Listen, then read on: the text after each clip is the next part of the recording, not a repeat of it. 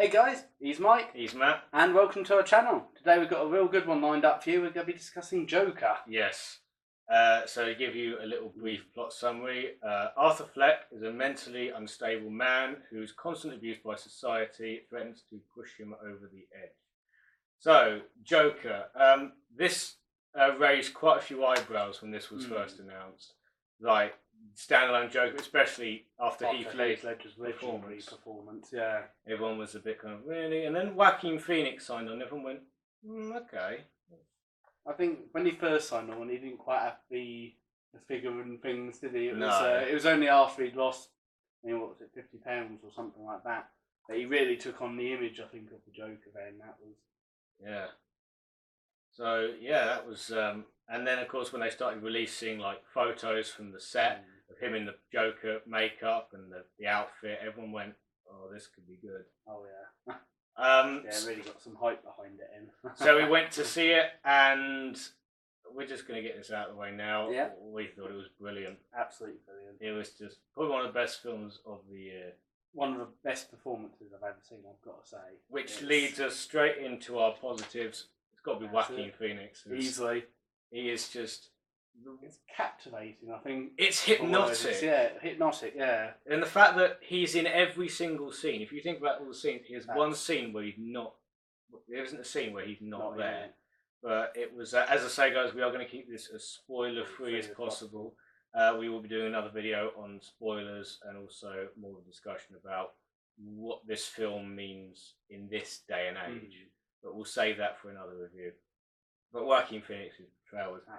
Because if you see him in the trailer, he is just skeletal. There's nothing of him. No, compared to what you normally see him as, and what you see him on interviews afterwards. It's like, whoa. And he feels like an actor who takes his craft really, really seriously. He commits, he does, definitely. He's kind of like a method actor and stuff. But no, and as terms of like people say, well, can you compare him to Heath Ledger? I don't think you can. They're both legendary. The problem is, Heath Ledger's performance was done at the height of the Joker, wasn't it? It was, he's in his element, he is the Joker. Joaquin Phoenix's performance, he's becoming the Joker, he's not yet there, but most of the film is watching him enter that personality, essentially. Yeah, exactly.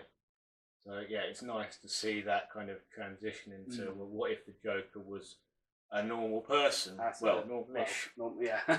But no, Joaquin Phoenix is brilliant. Also, another curveball which they threw was Todd Phillips as the director.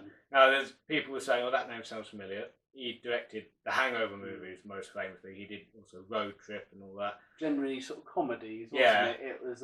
Whereas he actually came out recently and said he finds it difficult to do comedies now because of what he calls woke culture.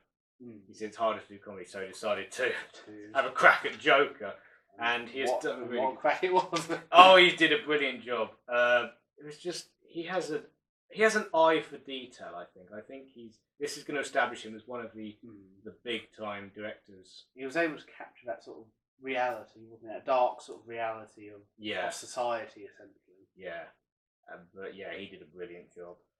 Obviously, this isn't a spoiler because it's in the trailers. Robert De Niro's in this movie, who was also in Taxi Driver and King of Comedy, which this film has been heavily compared to.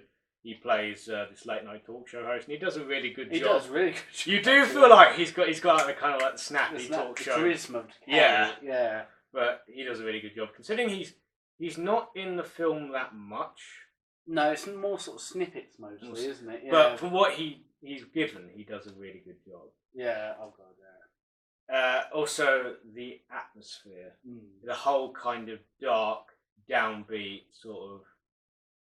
Just feel to the whole movie, really, but yeah, this was one of the sort of it's quite disturbing. It's draining. Yeah, it's a really intense film to watch. It's not the sort of you come out of the film afterwards and you're like, oh, you feel God. But yeah, it was brilliant. It's also a great departure from other superhero movies because you get people saying, "Oh, Marvel movies." Some people say, "Oh, the MCU movies, they're getting too comical, they're getting too light."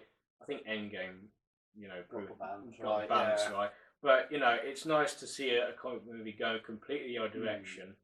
Where that's also a thing that I'll bring up a bit later in my I'm saying not our cons, but some of the things which we noticed. It's not a criticism as such. We still love this movie. Oh no, it's still brilliant film. But no, the whole experience was draining, but it was worth it. Worth all the hype.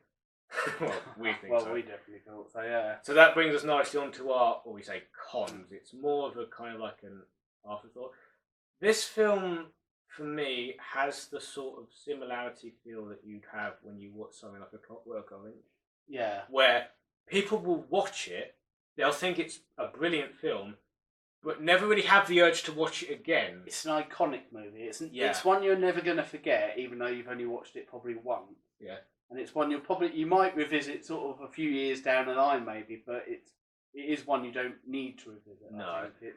Because this film is so dark and so downbeat and so draining, with very little to no humour in it.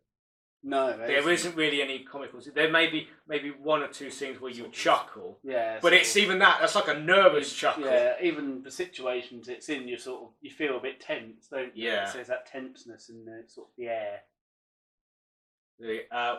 We haven't mentioned Zazie Beetz, who plays. Obviously, she's in the trailer. Who plays in the trailer? You assume is his love interest, but we're going to get more onto that in our spoiler review.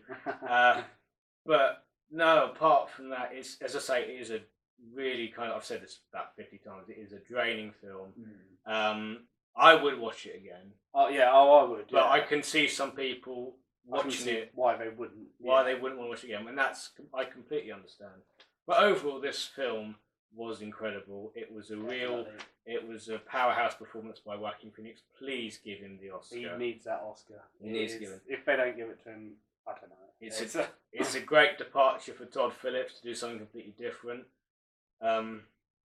Obviously, it being a Batman movie, you still have the comic book. Well, not a Batman movie, but it's set in the Batman universe. I think it's interesting to see sort of that character because before it's always in comparison to like Batman, isn't it? Yeah. And I think it's very interesting to see him in a standalone movie. Yes. Sort of, it shows it can stand up on its own. It doesn't need that sort of heroic overtone to sort of compare it to. No, but yeah, it was definitely worth the watch. Definitely, if you haven't checked out this film, go and do it now. And I think my rating for this is, I'm going to agree, it was a hell's fucking yeah. Go and watch this movie. Definitely go see it. And when it comes out, go out, buy it on Blu-ray, 4K, whatever it comes out on, and just that was. Yeah. No other words. Well, thank you guys for watching. That's it. If you liked our video, please feel free to leave comments below and, of course, give us a like. And we'll see you some other time. Definitely.